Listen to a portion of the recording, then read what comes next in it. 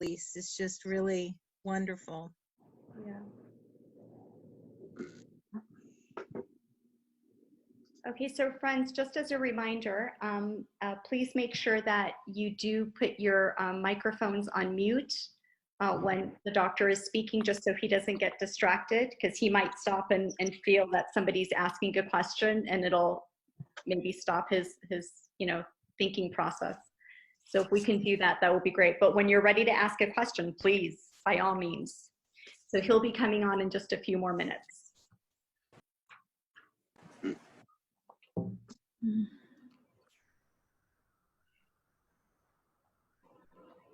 Oh, and the order that we're going to do the questions, it'll be Norma. Norma will go first for her question, and then it'll be Dorothy and Stevie, and then it'll be John.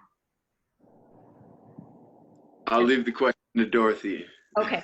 We had the same one. All right, perfect. And then Dorothy, you're going to be after Norma, okay? Okay, all right. Yeah, just so it's a little. And Neda, I will ask him the question, or you're going to ask him for me?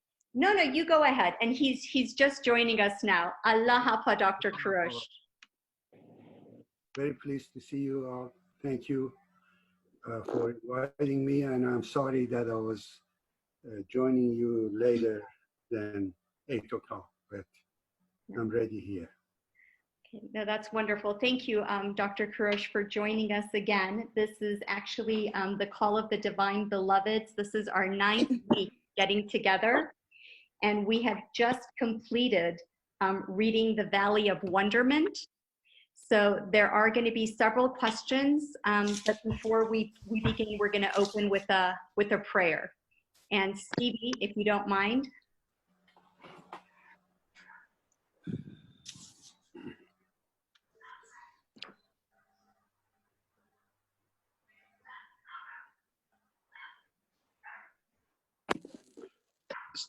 Thank you. Sorry, excuse me.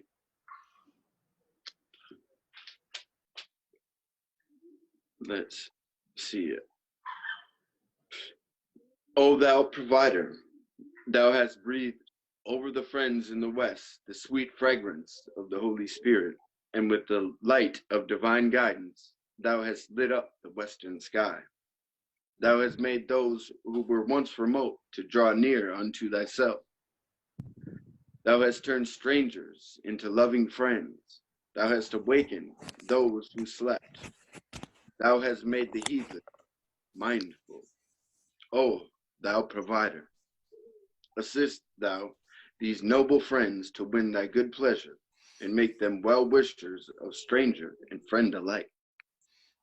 Bring them into the world that abideth forever, grant them portion in heavenly places. Because to them be true, Baha'i, sincerely of God.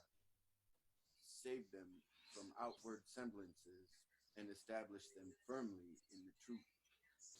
Make them signs and tokens of the kingdom, luminous stars above the horizons of this nether life. Make them to be a comfort and a solace to humankind, and servants to peace of the world. Exhilarate them with divine counsel, and grant that all of them may tread the path of thy commandments. O thou provider, the dearest wish of this servant of thy threshold is to hold the friends of east and west in close embrace, to see all the members of human society gathered with love in a single great assemblage, even as individual drops of water collected in one mighty sea. To behold them all as birds in one garden of roses, as pearls of one ocean, as leaves of one tree, and as rays of one sun. Thou art the mighty, the powerful, and thou art the God of strength, the omnipotent, the all-seeing. Abdul Baha.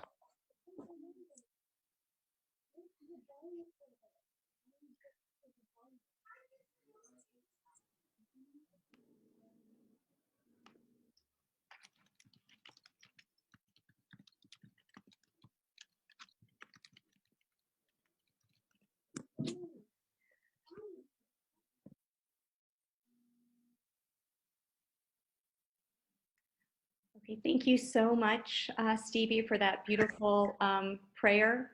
Dr. Kourosh, we already have 3 people so far who have some questions that they've already prepared for you. And we're going to start with Norma, if that's okay. Sure. And she's going to go ahead and ask you her question.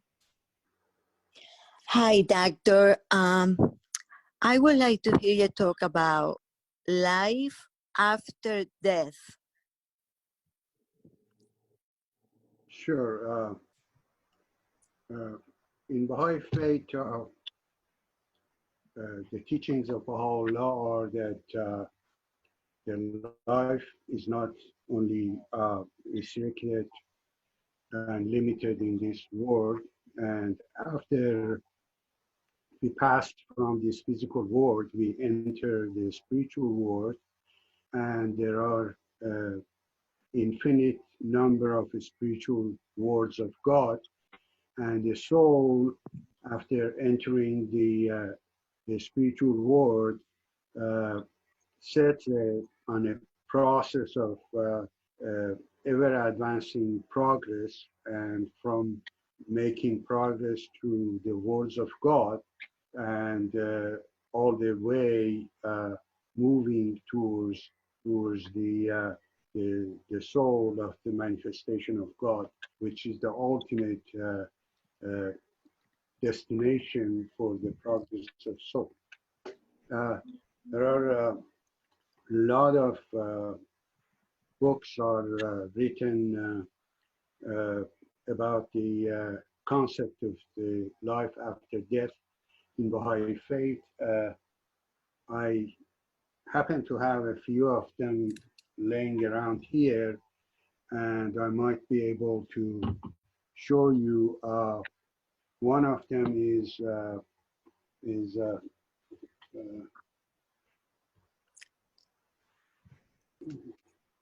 yeah, one of them is this one, understanding Understand death. death. Yes. Okay. Yeah, by John Hatcher. Okay, I'm writing. I'm sorry. I'm writing the title, so I'm going to get the book to read it. Yeah, Understanding Death, and it is by Dr. John Hatcher. This is a very good book. There are other books here. I have Life, Death, and Immortality. And this is the book. Yes. And it's a compilation of some sacred writings about the death. I have another one, Unto Him We Shall Return. Unto Him We Shall Return. we shall return. We shall return. Okay. And this one is a book, Life After Death, in all the religions, and it's also a very easy reading by Farnaz Masumiyun, and there are quite a few others that I even have it in my library, but I think the John Hatcher is the most extensive discussion on the concept of life after death in Baha'i faith. Okay. Thank you so much.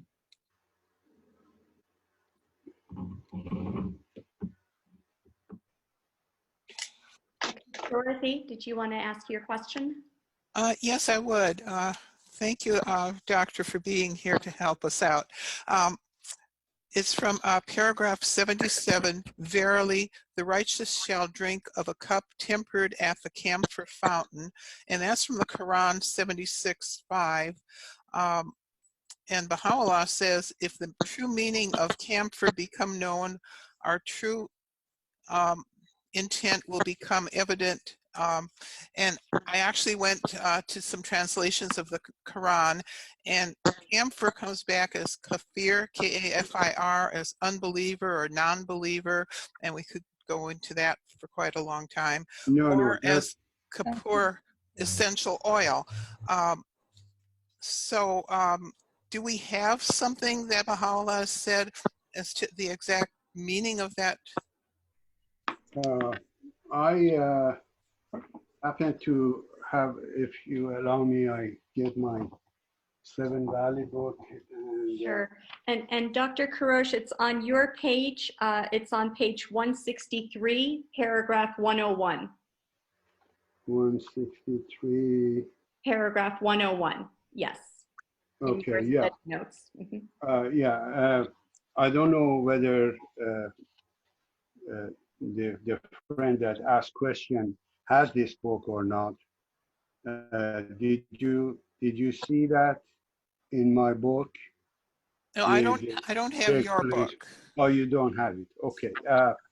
The statement, as I said, there is a reference to a verse in Quran that they say that for the infidels we have got ready chains and collars and flaming fire, that a wine cup tempered at the camphor, and the camphor is a white translucent compound with a pleasant odor that was traditionally used as a component of incense in Middle Eastern pharmacopoeia.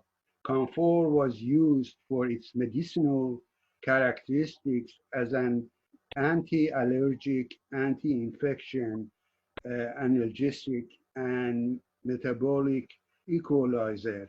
In mystic terminology, the pure white color of camphor was a symbol of perfection, which is achieved by a perfect mixture of all colors. And Allah refers that if the meaning of camphor is understood, then the whole thing will become clear. And camphor in the physical term is what I read here, that is a substance that is anti-allergic, and anti-infection, and is used as a medicinal substance. But spiritually, camphor is that spiritual element that purifies the soul. So Baha'u'llah says that if the true meaning of camphor is understood, it will make the whole discourse clear. I don't know whether this was responsive to your question or not. It's a good start. Okay. And, Very good. So why does it say if the meaning is understood? Meaning unknown. because the Muslims, because that verse in Quran says that, but a wine cup tempered at camphor fountain will be given to the believers, because Muslims believe in physical hell and heaven, and they think that a believing person goes to heaven, and in the heaven they are given wines, and they are sitting and resting on the nice couches, and they are served all the time with wine that is tempered by camphor, because it makes it cool and delicious. And they think that this verse of Quran is actually referring to a physical experience for the believers. Baha'u'llah teaches that hell and heaven are conditions of the soul, and the whole verse of Quran is a spiritual explanation of an spiritual experience. It is not material physical. And Baha'u'llah says that if people understood the true meaning of this comfort, which is a spiritual condition or a spiritual purifying element, a spiritual element, then the whole concept will become clear. Mhm. Okay, thank you.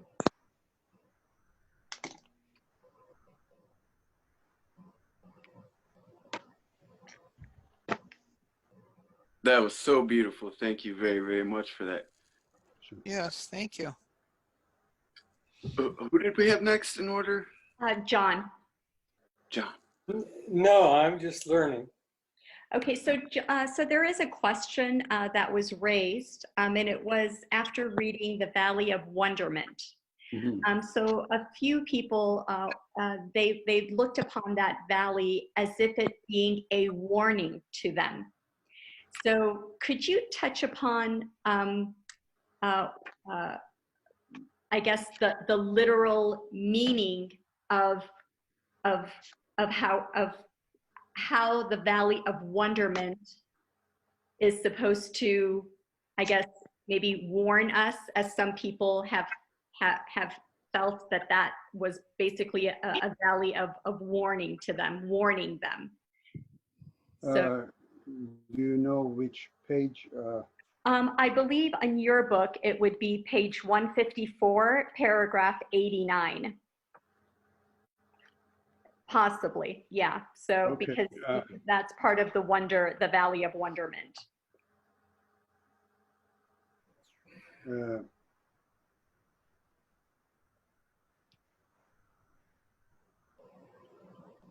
Okay, well, Baha'u'llah says that in this valley of wonderment, the seeker will experience conditions that makes him wonder, and this is something that before no person had experience of this station or this situation or this condition in their life, and it causes them to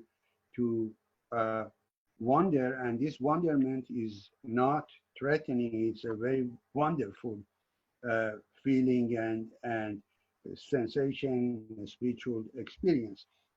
And he says that the Lord of the first and the last, which here he refers to the Muhammad and other manifestations of God, because Baha'u'llah says that manifestations of God are the lords of the first and the last. They are the lords of the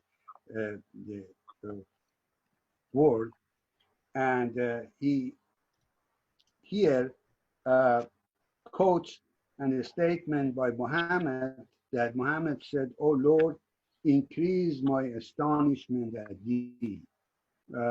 Muhammad was always praying that God makes him understand more and experience more and increase his astonishment at the creation of God and his spiritual experience that he had.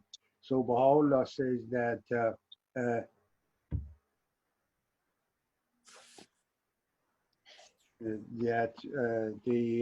in this valley of wonderment, the experience that we will have is so wonderful and is so joyous that we will also pray like Muhammad did to God to increase our astonishment at the condition that we are. I don't know where was the threatening statement or something that maybe you can guide me to where. I can give one. Okay. And if thou art able not to waken after sleep, then thou shalt be able not to rise after death. Okay, what page and what paragraph is that, John? That's the bottom of the paragraph 72. Okay, bottom of page of paragraph 72 in the book. All right, let me see if I can find that for the doctor. The very last sentence. Yep, yep. It says, O son, if thou art able not to sleep, then thou art able not to die. And if thou art able not to waken after sleep, then thou shalt be able not to rise after death. Let me see if I can find that. Yeah. So what was the question on this? Well, the question is, that sounds like a warning. No, it's not. It's just the proof and explanation. It says that those people who deny the life after death, they are like that philosopher, the wise man Luqman, that I have explained who he was here, told the pupils, the students, that if you are not able, if you are not able to sleep, if you never go to sleep, then you will never die. But a person, a human being, always, if he's deprived of sleep, he will fall asleep. So if, therefore, and if you fall in sleep and you don't wake up, then it means that it's an example that if you fall in sleep and don't wake up, then you can think that if I die, I will not, my soul will not survive and will not rise after my death. But he says that in the same way that a person can go to sleep, and while he's asleep, he is not active, his body is out of action, but his soul is surviving. So the death, which is also the collapse of the bodily function, will not perish the soul. The soul will survive the extinction of the destruction of the body, and therefore after death, the soul will rise and will continue. That is what is meant here. That's beautiful. Beautiful. Yeah. Beautiful. Yeah, Beautiful. perfect. That was perfect. Yeah. So now I have another question that they're asking me to ask you. It's on page 34, paragraph 50, but in your book, Dr. Kourosh, it's page 129, paragraph 63. And it's with the last sentence of paragraph 50 in the book, page 34, knowledge is one point which the foolish have multiplied. So if you can, we kind of did go through your book, but it was still a little confusing. If you can, in layman terms, explain that quote of knowledge is one point which the foolish have multiplied, I'm sure all of us will appreciate that. Again, it's in your book on page 129, paragraph 63. Yeah, the single point here means the source. There is one single source of the knowledge, and this is the divine knowledge that is given by the manifestations of God. So, therefore, the source of knowledge, the true knowledge, is the knowledge, that divine knowledge that God, through manifestations of God, will impart to humanity. But the foolish, that are the leaders of religion, that every one of them interpreted the scriptures and the revelation of God in a different way, and multiplied the ways and the sects and the religions, caused that one source of knowledge to be different, instead of always considering it as a harmonious Unitarian source of the knowledge. But here,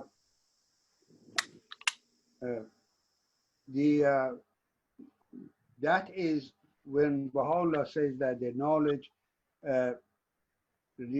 also quotes this from the Ali, that knowledge is a single point, like a single source, that's a single, like in a spring, that is a single spring, that the waters of life are coming out of that spring.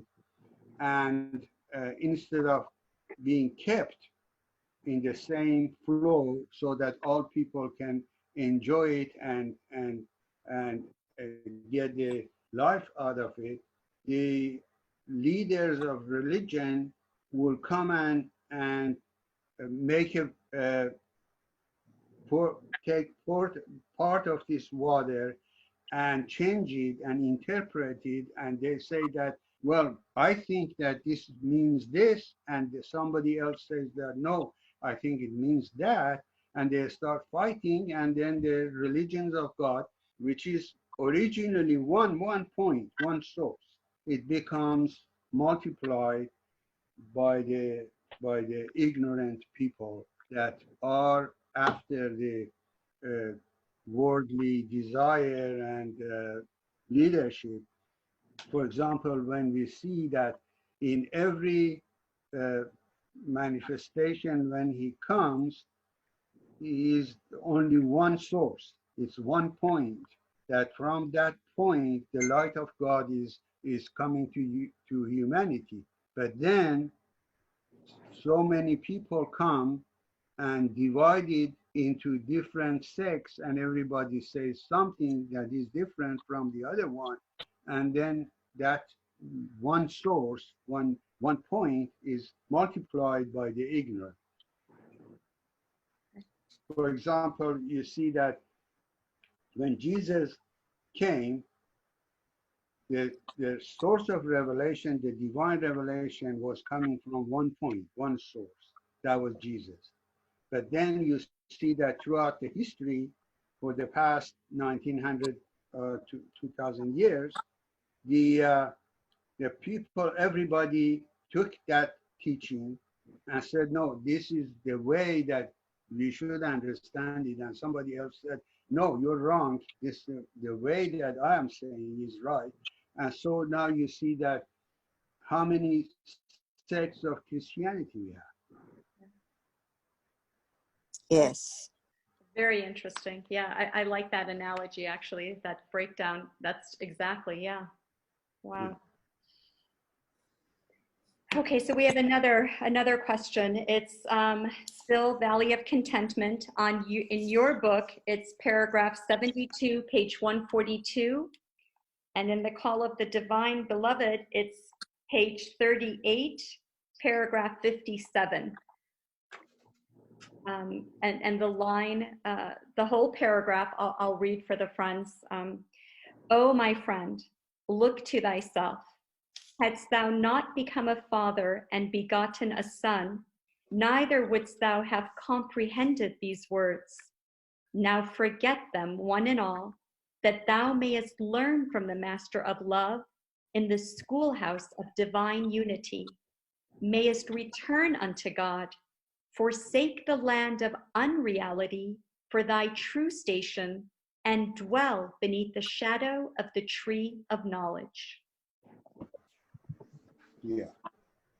So can you read, Nada June, can you read the text of my book? Then Sure. we will discuss. Okay, so and then Dr. Kourosh, we'd like to hear your feedback on this. Sure. So the first paragraph of Dr. Kourosh's book, his explanation was for the paragraph, this particular sentence: now forget them all, that thou mayest learn from the Master of Love in the schoolhouse of oneness and return unto God. The Master of Love is a reference to Baha'u'llah, who teaches humanity in the school of oneness. The phrase return unto God is a translation of vazia. Oh, I can't do that. Yeah, okay. I can't pronounce that. Vazian bihrajin rijat kuni koni. This phrase is a reference to the following verse from the Quran, which is, "Verily we are God's, and to him shall we return." It says, yes, it says that وَأَزْ إِنَّا بِرَاجِعُونَ رَجَعْتْ کنی. But that is a translation of a Quranic verse that says, verily we are God, and unto him shall we return. Now read the rest of it, it will become clear. The verse of the Quran is the restatement of a common teaching among all divine religions, that the human soul originates from God, and the purpose of its life in this world is to prepare itself to return to him. The Quranic phrase, verily we, is here a translation of the word inna. The phrase, return unto God, is here a translation of the word raji'un. These terms, inna and raji'un, in the Quranic verse, verily we are God's and to him shall we return, have a significant position in mystical doctrines.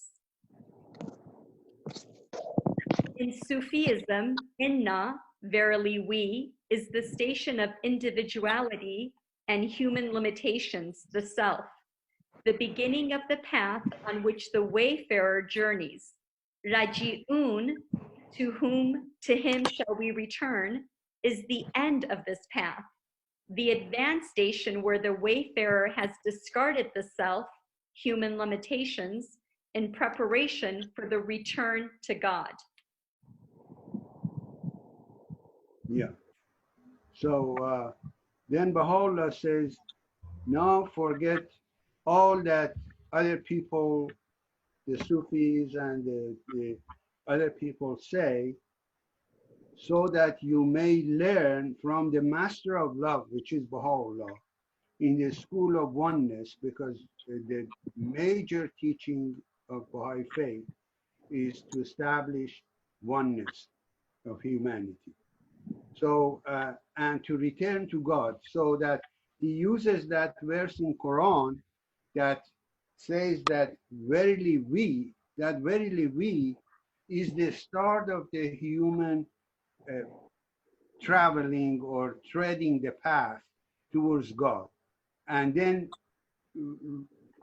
to him shall we return is that this path will take us back to God, because the soul of the human beings are originally coming from God.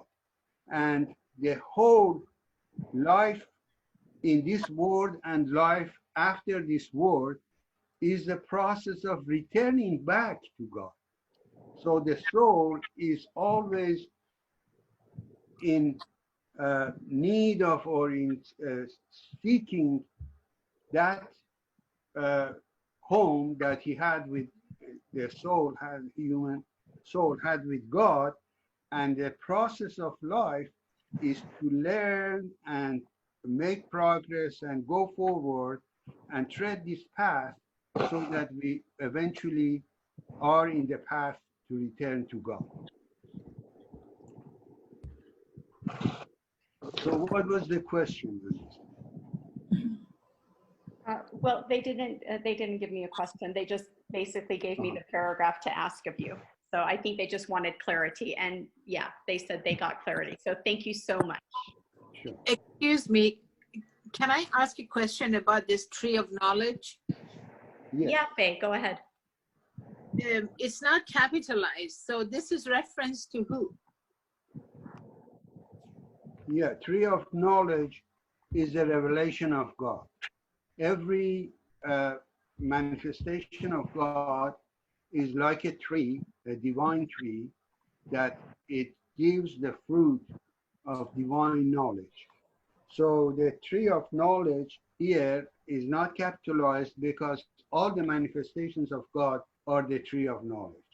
And so the revelation of God, Baha'u'llah giving this concept that the unity of manifestations of God, that all manifestations of God are the same soul, the same manifestation soul. And every time this soul of manifestations, which also we saw before, is signified or stated as the primal will. That primal will in every dispensation is the one that is bringing the revelation through that manifestation of God.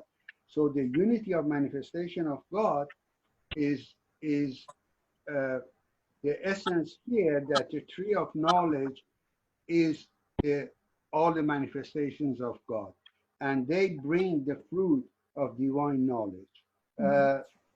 And here, Baha'u'llah advises us to forget them all, that forget everything that the clerics or the leaders of religion say that causes the unity to be fractured and divided, and then so that we may learn from the Master of Love in the schoolhouse of oneness and return from the verily, which is the human station, unto him shall be returned, to move from the beginning to the end of the path, which is recognition of the manifestation of God, and to emerge from the imaginary inner station. Now, here he says that talks about the imaginary inner station. Some of the Sufis and mystics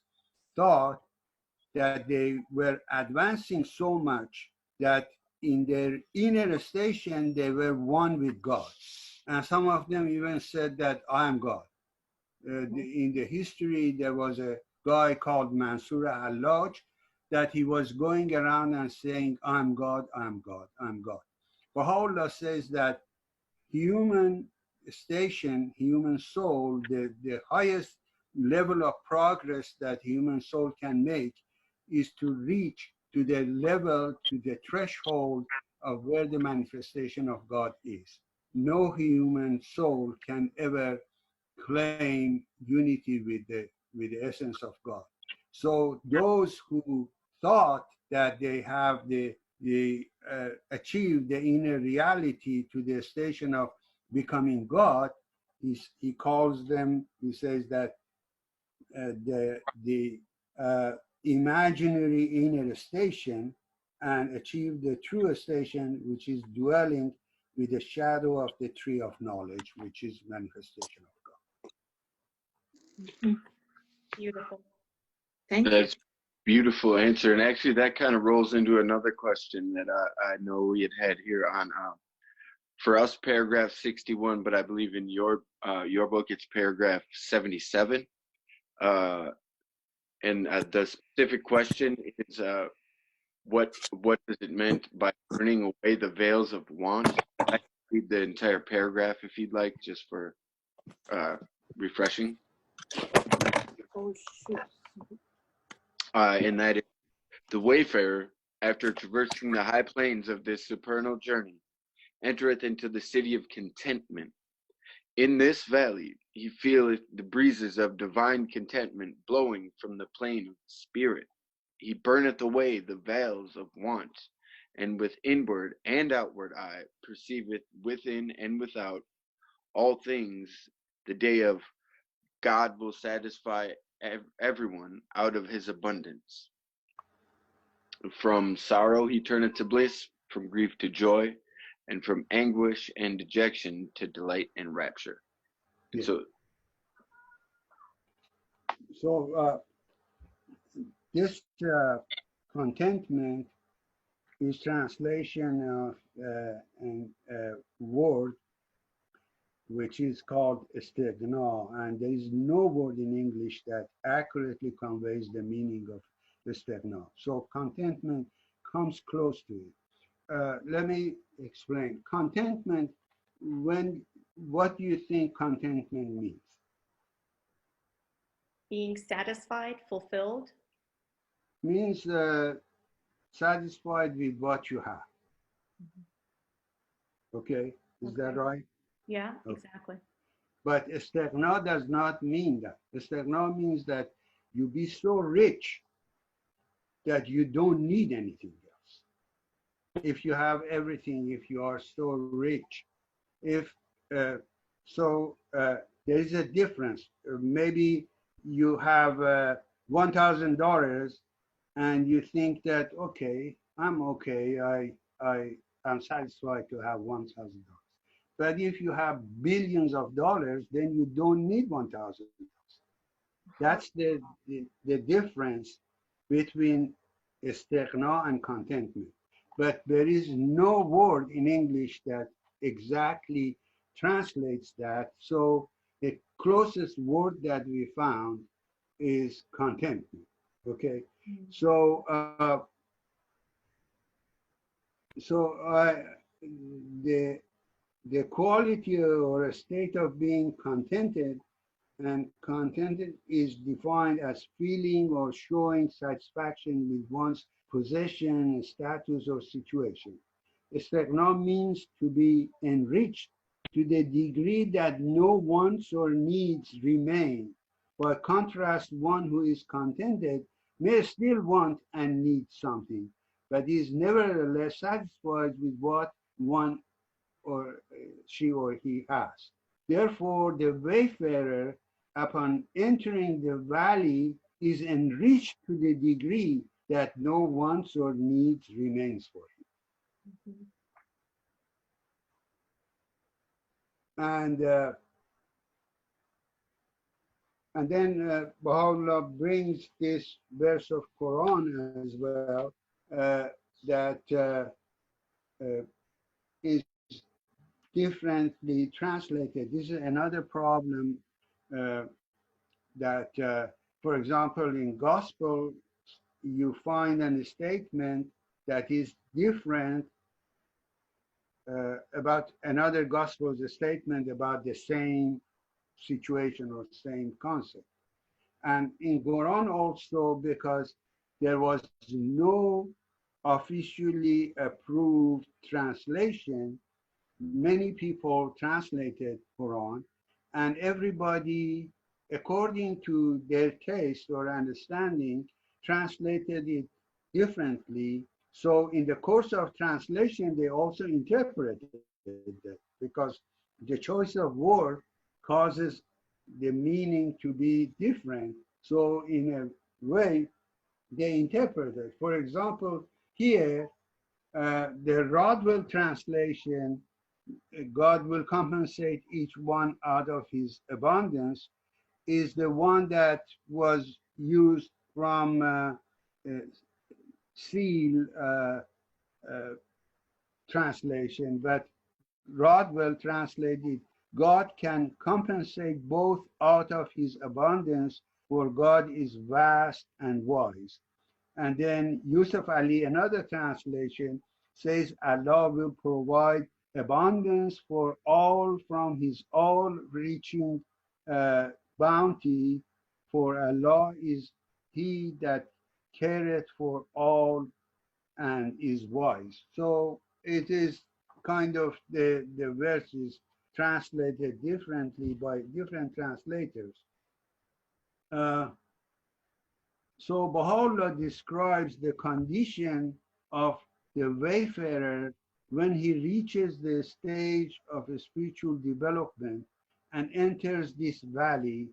The divine enrichment raises the blow from the plane of a spirit, will enrich him to the degree that no wants or needs remain, and he will feel and perceive the fulfillment of the promised day in which God will enrich all from his all-encompassing bounty.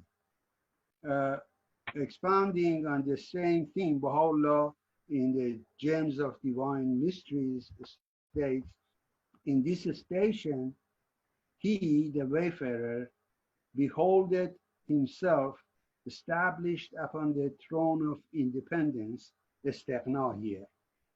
In the Gems of Divine Mysteries, the istighna, the same word that in Seven Valleys is translated as contentment, is translated of independence, and the seat of explanation, exaltation, then will comprehend the meaning of that which had been revealed of old concerning the day whereon God shall enrich all those through his abundance. Well is it with them that have attained unto this station and drunk their fill from the snow white choice chalice before this crimson pillar.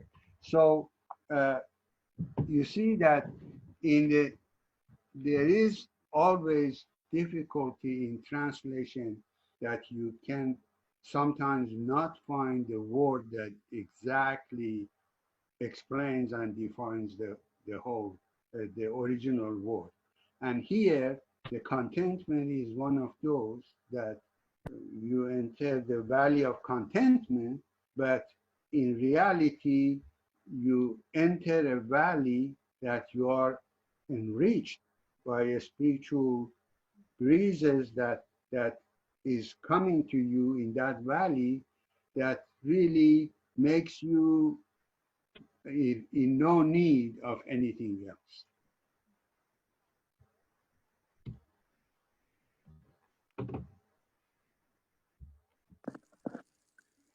That was amazing. Thank you very much.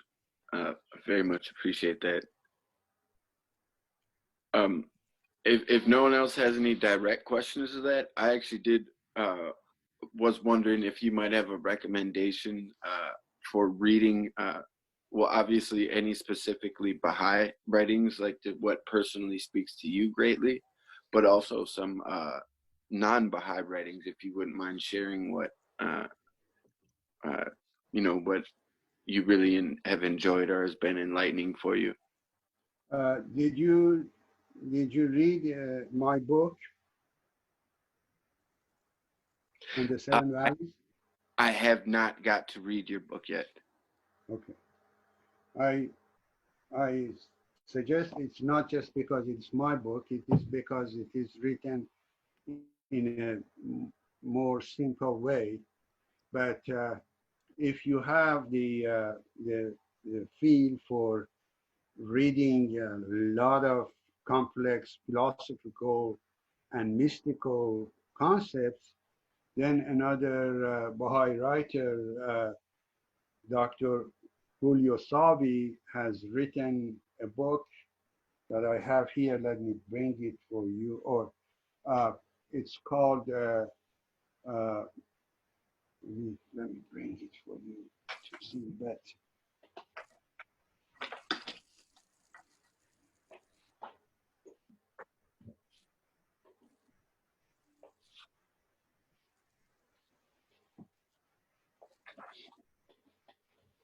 Neda? Yes, dear. Yeah, this is, go ahead. Go ahead. Oh, doctor, I'm sorry. This is Norma. I would love to read your book, but I couldn't get the title. So when you finish, I would like to see the book again so I can write the name of the book. Oh yeah, actually, Norma, I'll go ahead and type it in the chat and I'll put it in the notes for the self. Okay, thank you. Yeah. Yeah, this is the book that I was talking about, Towards the Summit of Reality. This is a almost 600-page book, which Dr. Julio Savi wanted to write about the Seven Valleys. It just came 2 years ago, came out. But he actually put 550 pages about mysticism and Sufism and different schools and so on, and about 50 pages about the Seven Valleys and Four Valleys. But it is not, it is his understanding of the Seven Valleys that he writes there. The difference between the book I wrote, and there are many scholarly articles or books like this about seven valleys is that all those scholars read the seven valleys and wrote their own understanding, what they understood. I didn't want to write my understanding of it. I just provided the background information and let everybody that is the reader form their own understanding. Because, you know, there is a saying that also accepted by Baha'u'llah, because he repeated that in one of his writings. He says that the number of ways towards God is as many as number of people. I repeat it because this is a very deep and very important statement. He says that the number of ways towards God is as many as number of people. That means that every person has a unique, personalized way of connecting to God and understanding the revelation. So every person is entitled and is responsible, also entitled to her or his own unique understanding of the revelation. And if I read something and then I give you my understanding, it's like that I choose something and give it to you. It's not as pleasant as you eat the fruit yourself and taste it yourself, enjoy it yourself, and form your own spiritual understanding of the writings and revelation. Yeah, and that's really the beauty of the Seven Valleys. It's that gift that it gives us, you know, for us to really read. It's our blueprint of the way we live our life and how, I guess, individually we decipher it. And that's one of the reasons why we did select you, Dr. Kourosh, as one of our speakers, and we've used your book, is because it wasn't opinionated. It was straight facts. It was pure research of exactly, and you tried very diligently to try to quote and to try to tell us exactly what Baha'u'llah was feeling in your translation. So we appreciate that very, very, very much. You know, the writings of Baha'u'llah are multi-level. You can get a book or another tablet or writing of Baha'u'llah and read it through without referring to anything, and you will gain a lot. But you see that Baha'u'llah in one sentence refers to something that is a vast subject. So when you are reading, you might come to a point that you don't know the background, and it kind of impedes you from your motion. But if there is something that explains that point, it lets you to continue and do that, the reading. But as I said, it's a multi-level thing. You can go on surface and read, or you can come a little bit deeper and read, or you can go very deep and read. But to most people, if you go very deep, then the enjoyment is gone. You know, you don't enjoy it because for every sentence you have to go read one book. Then it really interrupts the flow of thought and the reading. That's why I try to take a middle path. Every point that is there, I give you an explanation what the reference is, and then leave it to you. If you want to read it, fine. If you don't, you just miss it and go to the next. Or we wait for you to come on so we can ask our questions of you. I think Persia had a question. Persia, did you want to ask your question? Yes. You referred in your book to the use of Ali translation, the Rodwell, and there's another one that was very popular and recommended by Shoghi Effendi, and I can't remember it. But which translation, since Yusuf Ali is a very popular one, is that one that you would recommend? No, The Quran? Shoghi Effendi recommended Rodwell, and I'm using Rodwell most of the time. But there are points that, you know, that Rodwell was a scholar, that he was great, but he didn't like Muhammad, he didn't like Islam.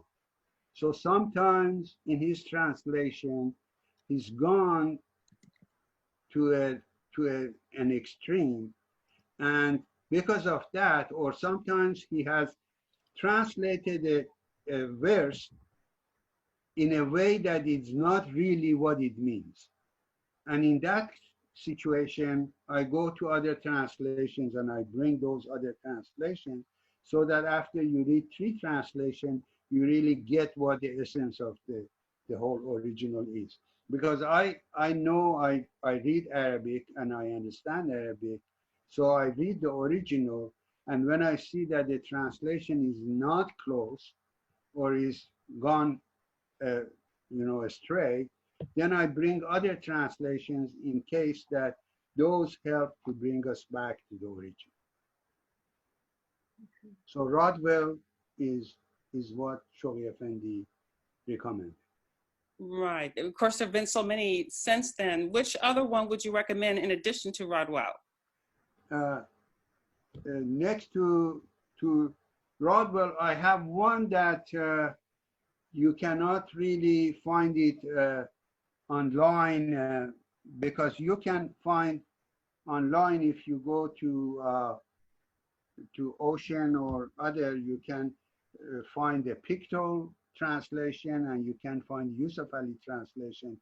Those 3 are good. Rodwell, Pictal, and Yusuf Ali are good. I'm sorry, But what was the middle one? Pictal? Pictal. How would you spell that? Let me see if I have it here. Thank you. Yeah, hold on just a second.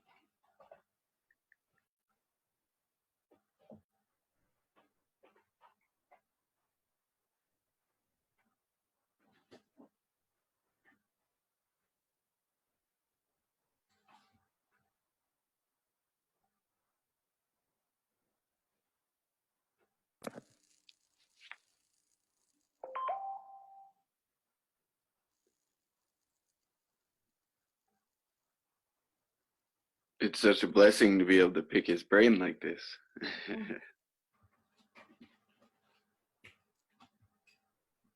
And then remember, the next time he comes, he's gonna do the Rosh Amma, the poem, the clouds of the realm above. So that'll be exciting.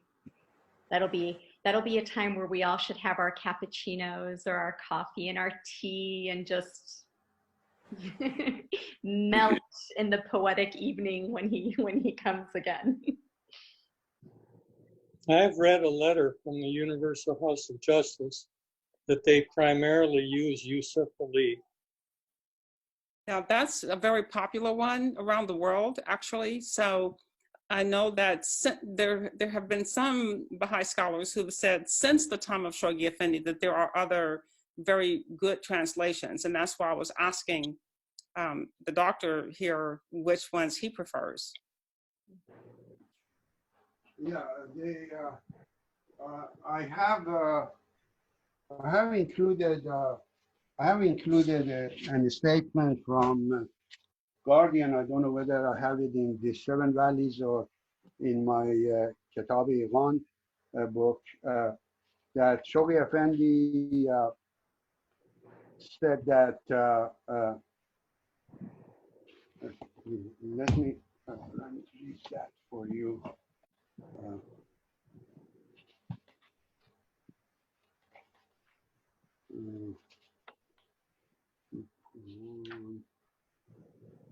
Yes,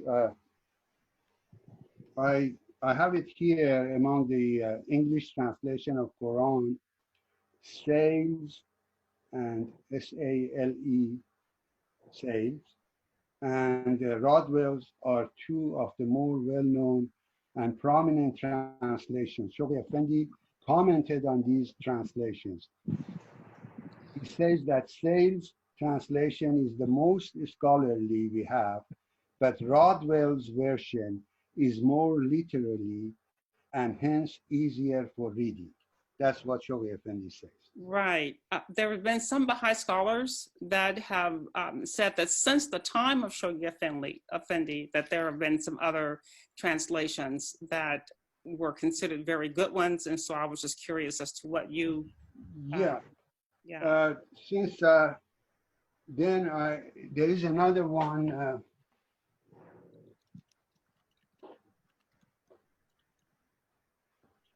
There's this one that is Holy Quran by N.J. Dawood translation. And the good thing about it is that it has the Arabic and the English text side by side. See that? Oh, yeah. But for those that can read both, this is the best. But because Guardian said that Rodwell is the more literal and easier to understand, I have used Rodwell both in the Seven Valley book and also in the Kitab-e-Iqan book that I have written. So, but I sometimes refer, I have 5 other translations. I have one from Winfield, I have one from Palmer, I have one from Pickthall. Pickthall, you ask who was that? It's Pickhall. And I have Rodwell and I have Yusuf Ali. I'm always looking at different ones and see which one is closer to the original Arabic, and I use that. Thank you. Sure.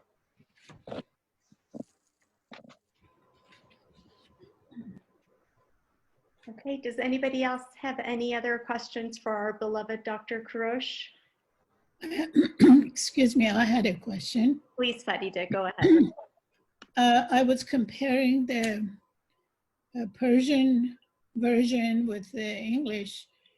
I was wondering why the Morgh Araghi, what was it translated to the Persian bird? You know that in the literally word of the Persian language,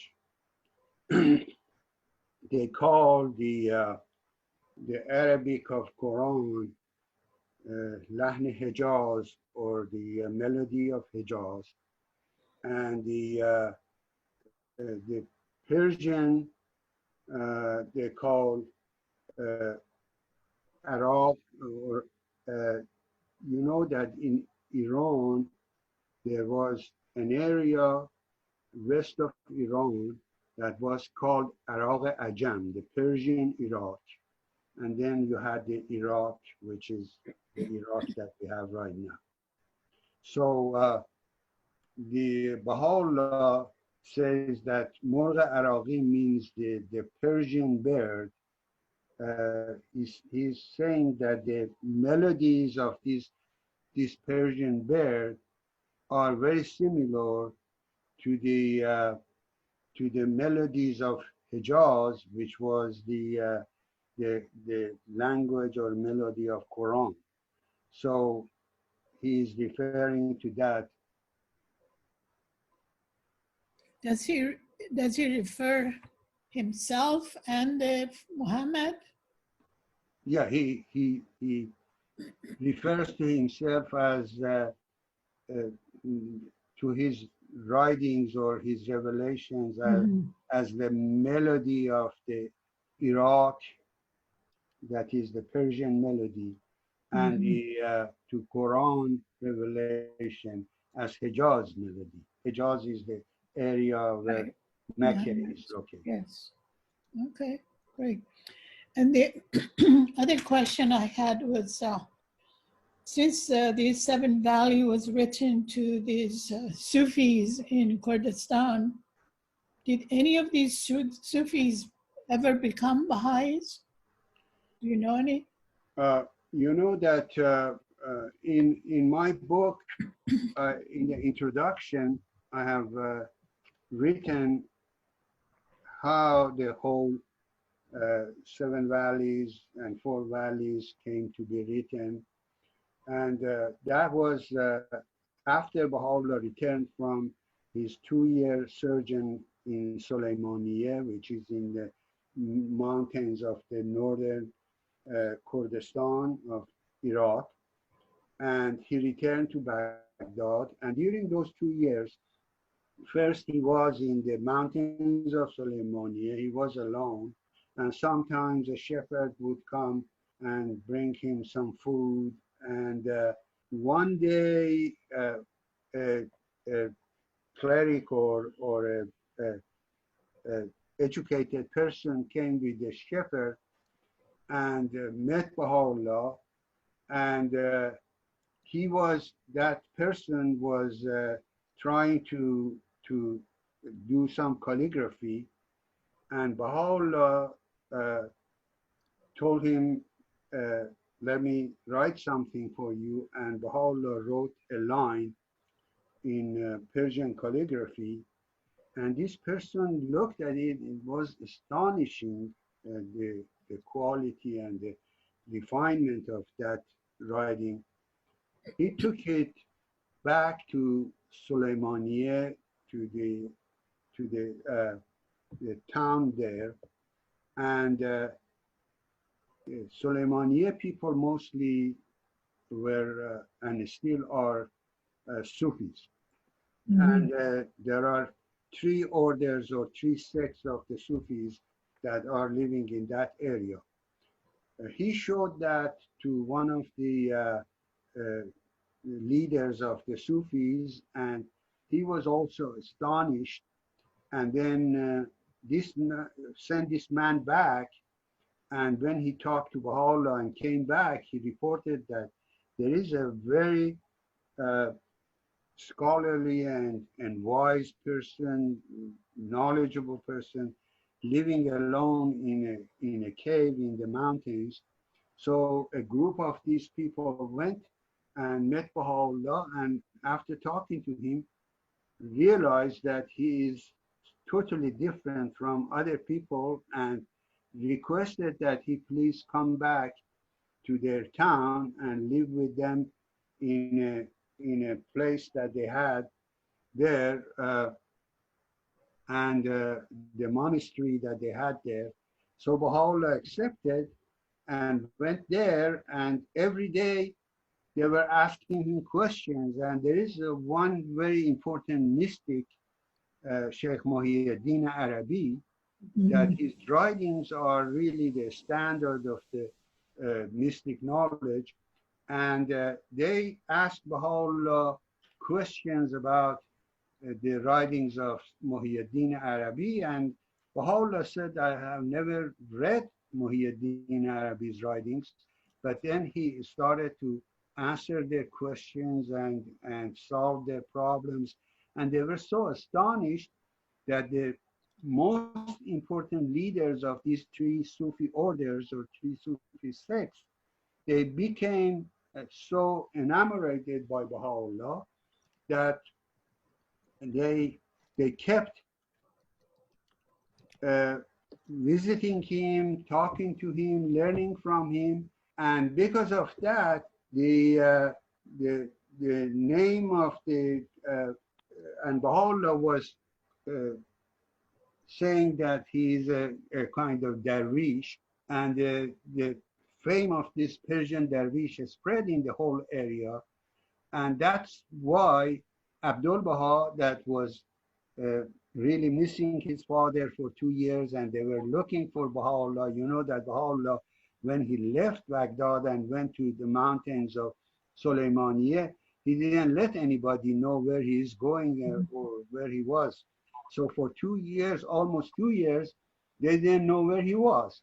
But when his fame through these Sufis spread in the area, suddenly somebody came to Baghdad and gave them the news that they say that there is a Persian Darwish in Soleimaniye that is totally above the knowledge of everybody in the area, and he is so revered, so that Abdul Baha knew that that was Baha'u'llah and sent somebody to go and beg him to come back, and that was why Baha'u'llah came back.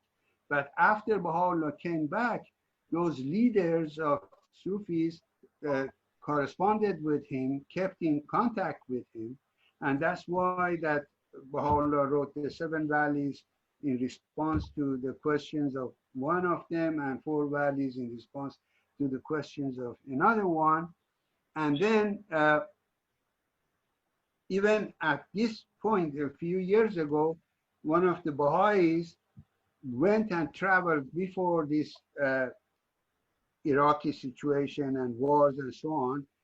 Baha'i went to Soleimaniye and still saw that the people there are talking about a person that about 100 years ago came to this area, and still they revered him, and they were holding him as one of the appointed people of God.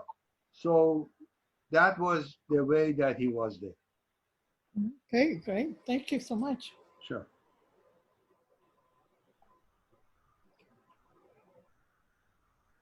Okay, friends, do we have any other questions? We are a little bit over our time, but of course, it's no problem. But are there any other questions for the doctor before we leave?